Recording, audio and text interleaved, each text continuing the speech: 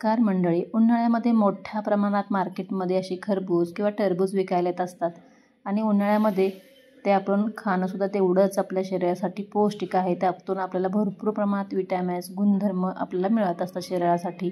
उन्हाळ्यामध्ये टरबूज, कलिंगडं असे फळं नक्कीच खाल्ली पाहिजेत. पण आज आपण याच टरबूज किंवा खरबुजापासून अतिशय हेल्दी अशी एक रेसिपी बनवत आहे.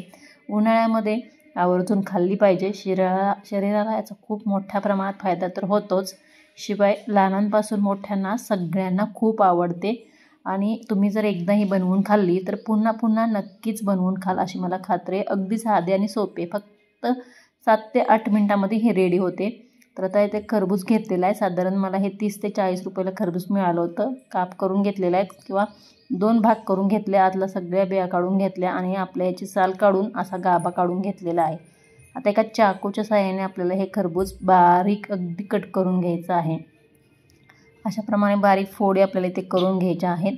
खरबूज छान पिकलेलं असावं आणि घट्ट असावं. जर सैलसर बरेच वेळेस काय होतं, आपण जास्त वेळेस दिवस ठेवतो आणि मग ते सैलसर होतं, मग चवीला अप्रतिम असं लागत नाही किंवा त्याला वेगळाच असा वास देखील येतो. त्यासाठी आपल्याला खरबूज घेताना अगदी छान पिकलेलं आणि घट्ट असं खरबूज बघून घ्यायचं आहे.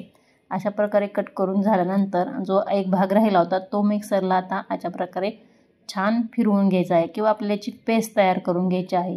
मी पाठीमागची साल काढून घेतलेली आहे. अर्धच खरबूज घेतलेला आहे सुरुवातीला टरबूज, आणि त्याचा एक भाग बारीक कट करून घेतला आहे. राहिलेला भाग आणि थोडासा गाभा काढून मिक्सरला पाणी न घालता याची छान स्मूथ अशी पेस्ट तयार करून घेणार आहे. अगदी मिक्सरला एकदा फिरवलं की लगेच बारीक देखील होतं, का तर हे एकदम सॉफ्ट असतं यामुळे. तर खरबूज चवीला गोड आहे का हे देखील आपल्याला इथे चेक करून घ्यायचं आहे. यावरतीच आपल्याला याच्यामध्ये साखर किती घालायचे हे देखील कळणार आहे. यासाठी आता मिक्सरला याची छान मी पाणी न घालता फिरवून घेत आहे. मिक्सरला छान येते मी फिरवून घेतलेलं आहे. आता गॅसवरती एक कढई ठेवलेली आहे आणि 2 ग्लास मी दूध घेतलेलं आहे. आता 2 ग्लास दूध या कढईमध्ये घालून घ्यायचं आणि आपल्याला छान कडकडीत गरम करून घ्यायचं आहे. दूध छान उकळी फुटली की आपल्याला गॅस स्लो करायचा आहे. आता हे दूध मी गरम करण्यासाठी ठेवलेलं आहे. आता आपलं खरबूज कितपत गोड आहे हे आधी चेक करायचं. नंतर मग आपल्याला आवडेल अशी याच्यामध्ये साखर घालून घ्यायची आहे.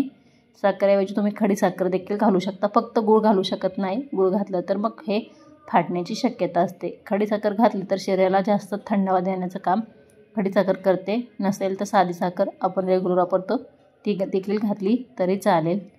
दूध छान गरम झालेलं आहे. त्यातलं मी साधारण 2 पळी दूध काढून घेणार आहे. आता हे दूध कशासाठी काढलेलं आहे हे देखील मी तुम्हाला पुढे सांगणारच आहे. फक्त दूध गरम झाल्यानंतर याच्यातलं आपल्याला 2 पळी किंवा साधारण 6 ते 7 चमचे पोहे खायच्या चमच्याने दूध काढून घ्यायचं आहे. राहिलेल्या दुधामध्ये साखर घालून घ्यायची आहे. तर आता राहिलेल्या दुधामध्ये मी साखर घातलेले आहे आणि छान मिक्स करून घेतलेलं आहे. आता दूध छान गरम झालेलं आहे. आता गॅसची फ्लेम लो टू मीडियम करून घ्यायची आहे आणि आपण जे वाटीत दूध घेतलं होतं त्याच्यामध्ये 2 चमचे कस्टर्ड पावडर घालून घ्यायचे आहे आणि छान मिक्स करून किंवा ढवळून घ्यायचं आहे. जर आपण दुधामध्ये अशीच घातली त्याच्यामध्ये गुठळ्या तयार होतात किंवा गाठी तयार होतात. त्यासाठी खाली छान मिक्स करून घ्यायचं आहे. याप्रमाणे सगळ्या गाठी मोडून घ्यायच्या आहेत. दूध मीडियम थंड हवं, जास्त उकळलेलं दूध नसावं. गॅस मी बंद केलेला आहे इथे आणि अशा प्रकारे पावडर तयार करून मिक्स करून घेतलेलं आहे. जे दूध आपण गरम करून घेतलं होतं त्याच्यामध्ये संपूर्ण घालून छान मिक्स करून घ्यायचं आहे. अशा प्रकारे बघा, अशा प्रकारे छान ढवळून घ्यायचं. गाठ राहिली असले तर मोडून घ्यायचे आहे आणि दूध गॅस बंद केलेला आहे आणि दूध देखील मध्यम असं थंड झालेलं आहे. आता छान गाठी किंवा गुठळ्या मोडून घेतलेल्या आहेत. तिथे मी कढई खाली ठेवलेली आहे आणि आपण जे खरबुजाचे बारीक काप करून घेतो ते संपूर्ण याच्यामध्ये घालून घेतलेले आहेत. दूध पूर्ण थंड होऊ दिलेलं आहे. थंड झाल्यानंतरच आणि जी मिक्सरला आपण पेस्ट तयार करून घेतली होती ते देखील याच्यामध्ये घालून घेतलेले आहे. थोडेसे काप आणि पेस्ट घातल्यामुळं दूध अगदी घट्ट छान होतं आणि चवीला देखील अप्रतिम लागतं. छान ढवळून घेतलेलं आहे ते बघू शकता अशा प्रकारे. आणि पूर्ण थंड झाल्यानंतरच आपल्याला खरबुजाचे किंवा टरबुजाचे काप घालायचे आणि पेस्ट तयार केली होती ते देखील ते घालून घ्यायचे आहे.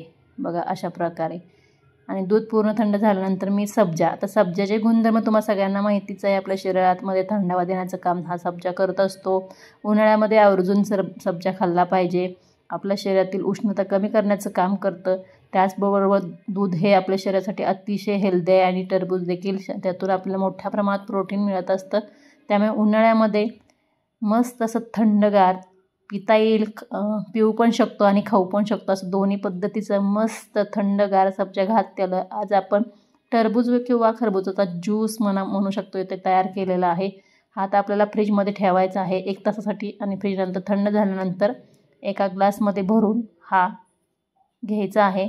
तर बघू शकता मस्त थंड झालेला आहे, सब्जामुळे छान फुललेला आहे आणि चवीला तर विचाराल अप्रतिम चवीचा असा मस्त अगदी गाड्यावर मिळतो सेम त्याच चवीचा इथे खरबूज किंवा टरबूजाचा ज्यूस म्हणू शकता इथे तयार झालेला आहे. घेऊन घ्यायचं आणि एका ग्लासमध्ये मी तुम्हाला इथे भरून दाखवणार आहे.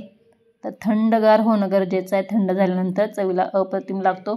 थोडासा ग्लासमध्ये सब्जा खाली घालून घ्यायचा आहे आणि तुम्हाला बर्फ आवडत असेल तर बर्फ देखील थोडासा खाली घालून घ्यायचा आहे आणि जो आपण सरबत तयार करून घेतलेला आहे असा पाहुण्यांसाठी अगदी 10 मिनिटामध्ये तयार होणारा, खाता खाता पिता पिता येणारा मस्त असा टरबूज किंवा खरबुजाचा ज्यूस येथे तयार झालेला आहे. चवीला अप्रतिम लागतो.